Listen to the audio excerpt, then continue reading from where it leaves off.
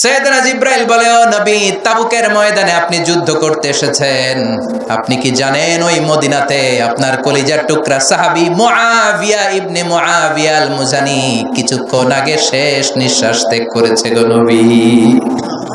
আপনার সাহাবী মুআবিয়া ইবনে মুআবিয়া আল মুজানি কিছুক্ষণ আগে শেষ নিঃশ্বাস ত্যাগ করেছে, তিনি তো চলে গিয়েছে গো নবী, তার জন্য কি আপনি গায়েবানা জানাজা পড়বেন না?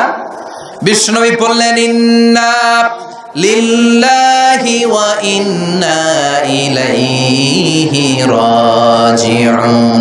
বিশ্বনবী বললেন, অবশ্যই পড়ব। ও সাহাবারা, তোমাদের ভাই মদিনাতে মুআবিয়া ইবনে মুআবিয়া আল মুজানি মারা গিয়েছে, চলো আমরা জানাজার নামাজ পড়ি। গায়েবানা জানাজা। গায়েবানা জানাজা হলো মাইয়াত সামনে নাই, লাশ সামনে নাই, কফিন বক্স সামনে নাই, সবাই আমরা দাঁড়িয়ে 4টা তাকবীর দিয়ে নামাজ পড়বো, তার জন্য দোয়া করব। এটাও শরীয়তে জায়েজ করে দিয়েছে কে? বিশ্বনবী 4টা তাকবীর দিয়ে জানাজার নামাজ পড়তে দাঁড়ালেন, আর দেখলেন বিশ্বনবী পিছনে তাকিয়ে দেখলেন সাইয়েদনা জিবরাইল 1,40,000 ফেরেশতাদের কাতার বানাচ্ছে। 2 কাতার ফেরেশতাদের, প্রথম কাতারে 70,000, দ্বিতীয় কাতারে আরো 70,000, 1,40,000 ফেরেশতা সাহাবাদের পেছনেও কাতার। বিশ্বনবী অবাক, ঘটনা কি?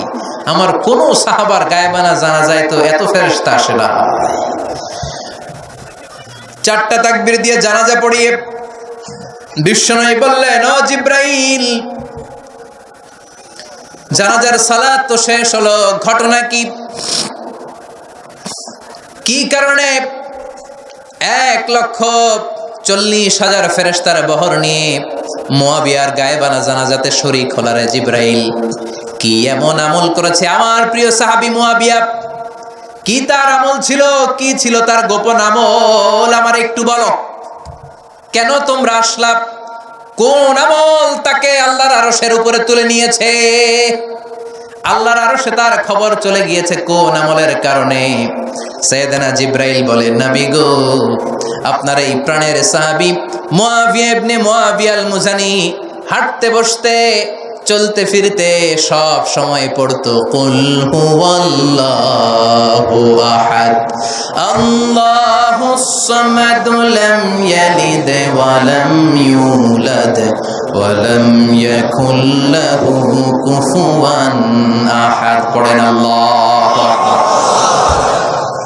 1,40,000 ফেরেশতা নিয়ে মুআবিয়ার জানাজাতে শরীক হওয়ার কারণ, মাশিয়ান আও কাইমান আও কাইদান আও জালিসান, হাঁটতে বসতে উঠতে চলতে সব সময় এ সাহাবীর আমল ছিল কুল হুয়াল্লাহু আহাদ আল্লাহুস সামাদ লাম ইয়ালিদ ওয়া লাম ইউলাদ ওয়া লাম ইয়াকুল লাহু। তো এই আমলটা আমাদেরও থাকার দরকার আছে না নাই? সূরা ইখলাসের আমল করতে কি কষ্ট হয়ে যাবে? খুব বেশি সময় লেগে যাবে? আজকে থেকে সূরাতুল ইখলাসের আমল বেশি বেশি করতে রাজি আছেন তো? সবাই রাজি আছেন? বিশ্বনবী ফজরের সালাতের পরে, মাগরিবের সালাতের পরে, ওয়া ইনদামা ইয়াযহাব ইলা ফিরাশি, আর যখন ঘুমোতে বিছানায় যেতেন তিনি 3টি সূরা পরে হাতের মধ্যে হাত দুটোকে এইভাবে করে হাতের মধ্যে তিনি ফু দিতেন। 3টি সূরার প্রথমটি হচ্ছে সূরাতুল ইখলাস, যেই সূরার তাফসীর করতে আজকে আমরা বসেছি। সুবহানাল্লাহ। সূরাতুল ইখলাস, সূরাতুল ফালাক, সূরাতুল আন-নাস, এই 3টা সূরার শুরুতেই যেই শব্দটা আছে, শব্দটা কি? কুল। এজন্য 3টা সূরাকে একসাথে বলে কুল আস-সালাসা, মানে 3 কুল। কি বলে? 3 কুল। কুল আস-সালাসা, 3 কুল। বিশ্বনবী ফজরের পরে, মাগরিবের পরে বিছানায় ঘুমোতে যাওয়ার সময় 3 কুল একসাথে পরে হাতের মধ্যে ফু দিতেন। ফু দিয়ে মাথা থেকে পা পর্যন্ত ওই ফু দেওয়া হাতটা সারা শরীরে মেসেজ করে দিতেন। পড়েন সুবহানাল্লাহ। It's a protection, you take protection from your Lord.